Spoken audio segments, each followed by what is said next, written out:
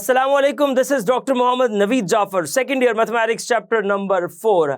आज के इस लेक्चर के अंदर हम डिस्कस करने जा रहे हैं normal form of an equation और उसके साथ साथ एग्जांपल नंबर 8 को डिस्कस करेंगे। सो आइए चलते हैं व्हाइट बोर्ड की जानिब और देखते हैं इसका सोल्यूशन। जी, तो हम डिस्कस कर रहे हैं यहाँ पे normal form of an equation of a straight line. Theorem आपके सामने मौजूद है। स्टेटमेंट पर ज़रा गौर कीजिएगा। हम ये कहते हैं कि कोई भी आपके पास जो एक इक्वेशन है जिसमें नॉन वर्टिकल स्ट्रेट लाइंस जो है L such that the length of the perpendicular from the origin to L is P।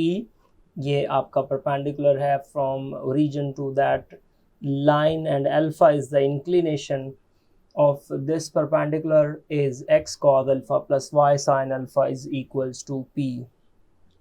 So ये चीज़ आपने यहाँ पे प्रूफ करके देनी है। सो हम इसके प्रूफ की जानिब मूव करते हैं और इसके प्रूफ को यहाँ पे देखते हैं।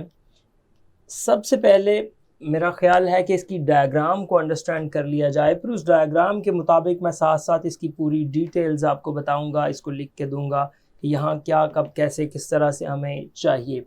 सो जी, पहले हम एक्स एक्सिस वाई एक्सिस को ड्रॉ करते हैं और फिर उसके मुताबिक हम यहाँ पे एक लाइन बनाएंगे जिसकी ये मौजूदा कुछ सूरत हाल है इसके मुताबिक। सो ये हमारे पास एक्स एक्सिस आ गया यहाँ पे।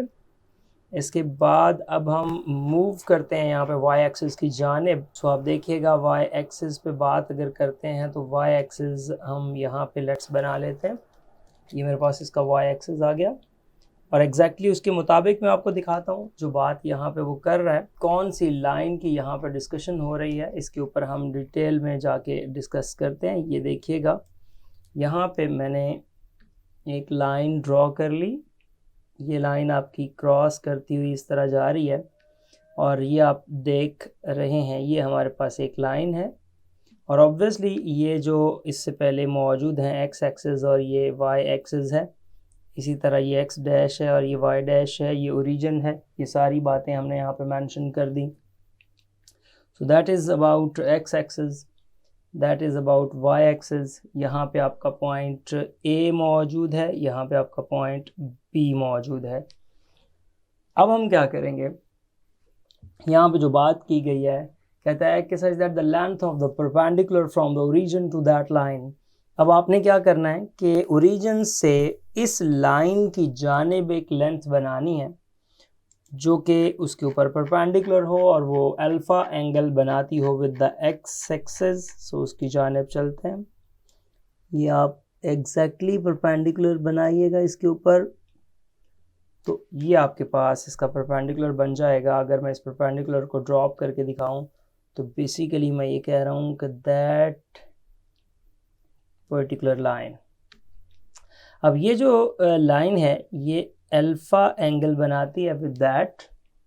उसके बाद इसका जो डिस्टेंस है वो p है और अगर ये अल्फ़ा है, टोटल 90 है, तो फिर ऑब्वियसली ये वाली जो साइड का एंगल आपके पास बन रहा है वो 90 माइनस अल्फ़ा बन जाता है।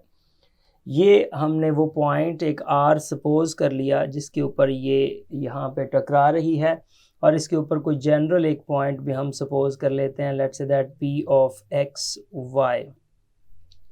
सो ये जो डायग्राम के अंदर आपको सिचुएशंस नज़र आ रही हैं ये जाहिर है इसके ऊपर परपेंडिकुलर है, इधर से भी और इधर से भी, तो ये परपेंडिकुलर की बात कर दी। अब इस डायग्राम के मुताबिक कुछ डाटा यहाँ पे हम मेंशन करते हुए इन बातों को लिखते हैं। सबसे पहले प्रूफ के अंदर मैं बात करता हूँ कि हम इस चीज़ को लेट करते हैं द लाइन L। अब आपके पास जो लाइन है वो एक्चुअली मीट करती है किस किस को, लेट द लाइन L। ये कौन सी लाइन, ये एक्चुअली ये जो लाइन है इसको हमने L का नाम दिया है। ये लाइन आपकी meet the x axis and y axis, obviously meet the x axis ये आ जाएगा एंड वाई एक्सिस। ये लाइन एक्स एक्सिस और वाई एक्सिस को आप देख रहे हैं जो कि है मीट करती है किन पॉइंट्स पर, एट द पॉइंट्स आपके पास मौजूद हैं वो पॉइंट्स ए एंड बी। यहाँ पे ए और बी की सूरत में हमारे पास ये दो पॉइंट्स मौजूद हैं रिस्पेक्टिवली। अब बिल तरतीब जब हम इन पॉइंट्स की बात कर रहे हैं, अब हम इससे आगे की जानिब मूव करते हैं और हम कहते हैं let P of x y be an arbitrary point. जब भी हमने कोई भी इक्वेशन ड्राइव करनी होती है तो उसके लिए एक आर्बिट्रेरी पॉइंट का होना बहुत ज़रूरी है। सो मैं यहाँ पे ये बात कर रहा हूँ कि let P of x y, यहाँ पे हमने कह दिया कि ये एक आपके पास आर्बिट्रेरी पॉइंट है, ये आ गया। ऑफ ए बी, इस लाइन ए बी के ऊपर ये एक आर्बिट्रेरी पॉइंट मौजूद है, आर्बिट्रेरी पॉइंट ए बी। अब इसकी बात करता चलूँ, ए बी के ऊपर ये जो आर्बिट्रेरी पॉइंट है, and let O R be the perpendicular, इसकी बात करते हैं, एंड लेट ओ आर, ये ओ से लेके वो जो आर तक का आपका डिस्टेंस है, ये आपके पास एक परपेंडिकुलर है, ये आपके पास आ गया, ये आपका एक परपेंडिकुलर आ गया, नहीं जी, perpendicular to the line L. ये जो हमारे पास लाइन एल है उसके ऊपर ये एक परपेंडिकुलर हमने यहाँ पे बना लिया इस तरह के। देन अब देखें हमारे पास ये बात मौजूद है कि जो ओ से लेके आर तक का डिस्टेंस है, ये एग्जैक्टली हम इसको पी कहते हैं। ओ से लेके आर तक का जो डिस्टेंस है ये एग्जैक्टली पी कहलाता है। और चूंकि ये लाइन सेगमेंट है, इसके ऊपर ये बार आप यूज़ कर लिया करें। आमतौर पे बुक में जब कोई बोल्ड करके लिख दिया जाता है तो उससे मुराद वो एक्चुअली वो लाइन सेगमेंट ही बन रहा होता है। सो ओ से लेके आर तक का जो लाइन सेगमेंट है ये पी डिस्टेंस रखता है। अब आप ज़रा अगर गौर करें, यहाँ पे दो राइट एंगल ट्राइंगल्स बनी हैं।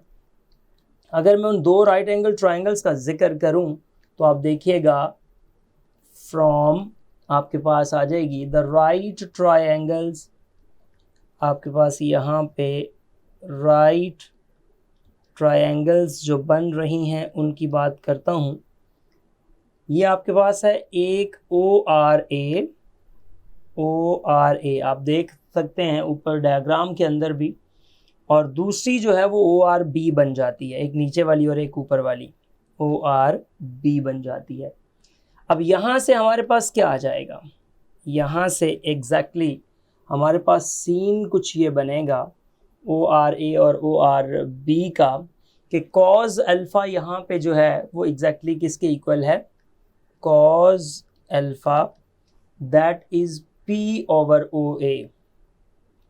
अब ये किस तरह से P ओवर ओ ए आ गया, आप देखते हैं कि P आपके पास वहाँ पे उसकी बेस बन रही है, चूँकि परपेंडिकुलर जो है वो आपका O से लेके R तक इस वक्त बेस को ट्रीट कर रहा है, और जो आपका वहाँ पे R से A है वो यहाँ पे डिस्कस कर रहा है इसकी हाइप को, और जो O से लेके आपके पास वो परपेंडिकुलर और O से लेके A के हाइप कहते हैं। सो P ओवर ओ ए आ गया।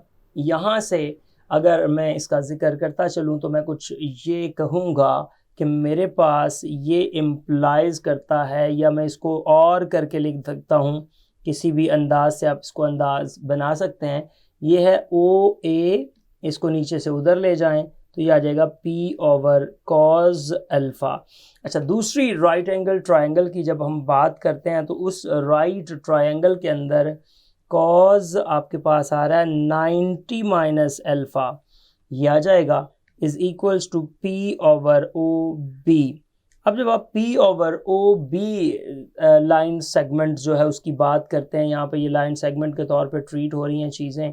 सो ये ओ बी जो लाइन सेगमेंट यहाँ पे बन रहा है हमारे पास, ओ से लेके बी तक का ये पोर्शन, इसको आप यहाँ से लिखिए पहले कॉज 90 आपको पता है कॉज को साइन में बदल देगा, सो ये आ जाएगा साइन अल्फ़ा, फिर फर्स्ट क्वाड्रेंट है कोई चेंज नहीं, P ओवर ओ बी आ जाएगा।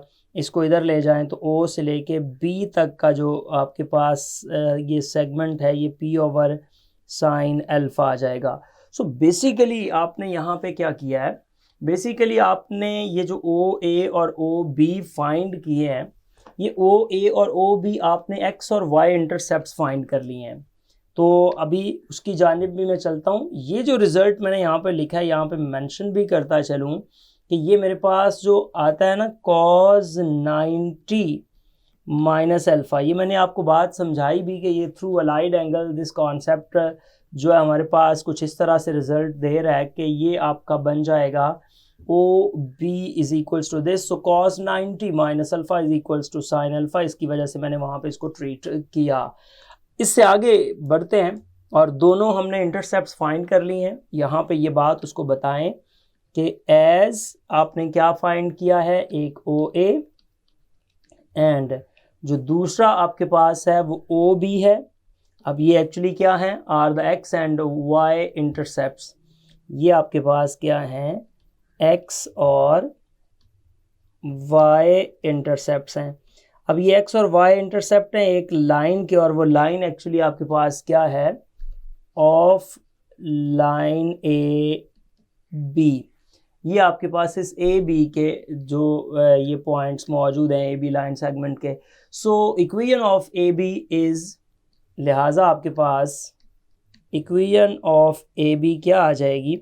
देखिए मैं यहाँ पे पहले आपको ये लिख के देता हूँ कि आपको पता है कि x over a plus y over b is equals to 1। ये एक्चुअली इंटरसेप्ट्स फॉर्म है, ये आपकी इंटरसेप्ट्स फॉर्म है। अब इस इंटरसेप्ट्स फॉर्म के अंदर हम क्या करते हैं, वैल्यूज़ पुट करते हैं। a मीन्स दैट जो आपके पास x इंटरसेप्ट है यहाँ पे, यानी कि यहाँ पे x ओवर एक्चुअली ये ओ ए है जो आपके पास बन रहा है, और प्लस y ओवर ये ओ बी है इज़ इक्वल्स टू 1। सो इनकी वैल्यूज़ को यहाँ पे पुट करते हैं। तो वैल्यूज़ को पुट करने के बाद ये आपके पास क्या आ रहा है, x over p over cos alpha plus y over p over sine alpha is equals to 1।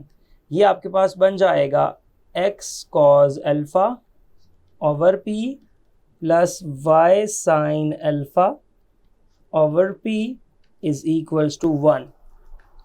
ये जो p इस साइड पे आ रहा है इसको आप राइट पे लेके जाके मल्टीप्लाई कर दें तो ये आ जाएगा x cos alpha plus y sine alpha is equals to p। तो इस तरह से आपके पास ये टू इंटरसेप्ट्स फॉर्म का इस्तेमाल करते हुए आपने ये लाइन बना ली है। लिहाजा आप यहाँ पे क्या लिख सकते हैं कि दैट इज़, क्या दैट इज़ की बात कर रहा हूँ, x cos alpha plus y sine alpha is equals to p। ये जो आपके पास यहाँ पे बन रहा है इज़ द रिक्वायर्ड इक्वेशन। लें जी, ये आपके पास आपके इस सिनेरियो के अंदर रिक्वायर्ड इक्वेशन बन चुकी है। अब हम इससे रिलेटेड जो एग्जांपल है साथ उसकी जानिब मूव करेंगे जो कि हमारी एग्जांपल नंबर 8 है। सो एग्जांपल नंबर 8 की जानिब चलता हूँ। ये एग्जांपल आपके बिल्कुल सामने, इसमें वो ये कहता है the length of the perpendicular from the origin to the line.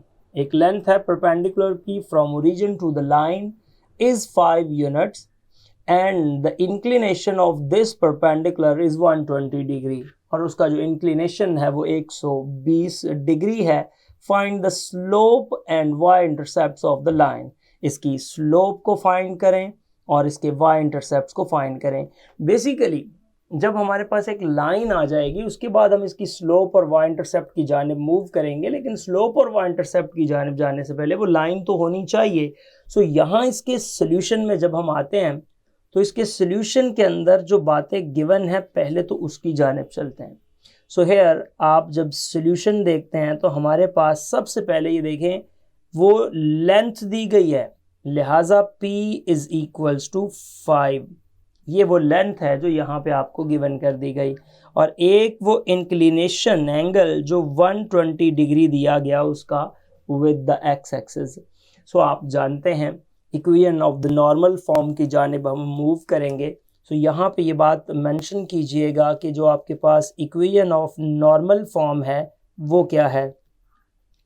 So equation of normal form of a line, so ये जब हम इसकी बात करते हैं तो ये हमारे पास आ जाएगा, पहले तो आप लिख दें x cos alpha plus y sine alpha is equals to p, ये आ जाएगा। अब देखिए यहाँ पे ये ऊपर वैल्यूज़ मौजूद हैं, वो वैल्यूज़ यहाँ पे जब आप रिप्लेस कर देंगे तो ये आ जाएगा x cos 120 degree plus y sin 120 degree is equals to p आपके पास एग्जैक्टली 5 मौजूद है। सो इसको अब हम यहाँ पे सॉल्व करेंगे। हम जानते हैं, आप चाहें तो अलाइड एंगल का कॉन्सेप्ट भी लगा सकते हैं अगर आपको डायरेक्ट इन वैल्यूज़ का नहीं पता, और अगर आपको डायरेक्ट इन वैल्यूज़ का आइडिया है, आपको पता है, तो आप वहाँ से इसको इस तरीके से प्रोसीड कर सकते हैं। तो उस अंदाज से हम इसको देखते हैं। सो ये x cos 120 की जो वैल्यू होती है वो -1/2 होती है। मैं यहाँ पे इसकी जगह पे -1/2 लिख देता हूँ, प्लस y साइन 120 की बात करूं, सेकंड क्वाड्रेंट में साइन आपका पॉजिटिव ही होता है, तो ये आ जाएगा √3/2 इज इक्वल्स टू 5। यहाँ पे 2 को आप यहाँ पे कॉमन निकाल लीजिए 1/2 की सूरत में, तो ये आ जाएगा -x plus √3 times y is equals to 5। अब ये जो 2 इधर आपके पास डिवाइड हो रहा है, राइट पे जाके मल्टीप्लाई हो जाएगा, तो ये आ जाएगा -x प्लस यहाँ पे आ जाएगा √3y इज इक्वल्स टू 10, ये बन जाएगा। एक काम इसमें से और कर दें कि माइनस को आप उस साइड पे लेके जाके ख़त्म करें या माइनस से मल्टीप्लाई कर दें, तो √3y इज इक्वल्स टू -10 आ जाएगा।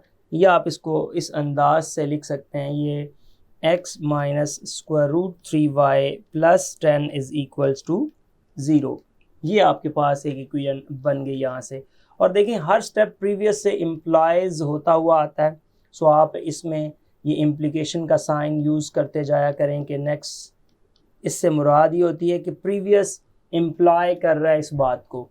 तो इस तरह से आपकी ये वो लाइन आ गई है जो आप यहाँ तक फाइंड करना चाहते थे। सो इसको 1 का नाम दें और ये बात बताते जाएं और फिर आगे बताएं क्या चाहिए। To find the slope of the line, आपको आगे स्लोप चाहिए। सो मैं ये बात मेंशन करता हुआ आगे जाता हूँ कि मैंने यहाँ से स्लोप ऑफ द लाइन की जानिब आना है, और ये मेरे पास क्या है, वी री राइट 1। सो मैं यहाँ पे ये करता हूँ, री राइट 1। अब हम जो इक्वेशन 1 है उसको अगर री राइट कर लें, वो उसके इसलिए ताकि आप डायरेक्ट आंसर्स की तरफ चले जाएं। वैसे तो ये चीज़ें वैसे भी फाइंड की जा सकती हैं बाय यूजिंग सम फार्मूलाज। सो मैं यहाँ पे अगर इसको ऐसे लिखूँ कि पहले सबसे पहले x प्लस 10 इधर रहने देता हूँ और इज़ इक्वल्स टू √3y इधर ले जाता हूँ। अब मैं क्या करता हूँ, ये जो √3y है इसको इधर ला के डिवाइड कर देता हूँ, तो ये आ जाएगा y is equals to 1/√3x प्लस 10/√3, ये आ जाएगा। अब यहाँ तक की जो सिचुएशन है, जो सिनेरियो है, इसमें जब मैं देखता हूँ तो ये कंपैरिजन बनता है slope intercept form of an equation के साथ। सो यहाँ पे मैं लिखता हूँ which is slope intercept form. ये आपके पास क्या आ गया है, ये आपके पास स्लोप इंटरसेप्ट फॉर्म आ चुकी है। अब ये जो फॉर्म है, इस फॉर्म के मुताबिक आपके पास यहाँ पे सीन कुछ ये बनता है कि यहाँ आप कह सकते हैं here m is equals to by comparison अगर मैं स्लोप इंटरसेप्ट फॉर्म यहाँ पे लिख भी दूँ y is equals to mx plus c। So by comparison m की वैल्यू इसके साथ आएगी 1/√3। इसके बाद जब मैं इसकी y इंटरसेप्ट की बात करता हूँ तो वो c इज इक्वल्स टू, जब इसके साथ कंपेयर किया तो वो हमारे पास आ जाएगा 10/√3। सो ये आपके पास वैल्यूज़ आ जाती हैं जिसमें स्लोप और y इंटरसेप्ट आपने बताना होता है। सो इस तरह से इस क्वेश्चन के अंदर आपने दो बातों को डिस्कस किया। एक तो आपने डिस्कस किया कि इसकी normal form of an equation कैसे डिज़ाइन की जाती है। दूसरा आपने यहाँ पे देखा कि जब एक लाइन आ जाए तो उससे आपने स्लोप इंटरसेप्ट फॉर्म में से कन्वर्ट करने के बाद स्लोप और वाई इंटरसेप्ट को किस तरह से बनाना है। सो इस तरह से आपने ओवरऑल इसकी कैलकुलेशंस को कंप्लीट कर लिया। जी, तो देखा आपने किस तरह से हमने परफॉर्म किया, किस तरह से हमने प्रूव किया आपकी इस नॉर्मल फॉर्म को, और उसके साथ साथ इस एग्जाम्पल के ऊपर बात की। ये था आज का lecture. Hope so you understand the today's lecture. This is end of our lecture.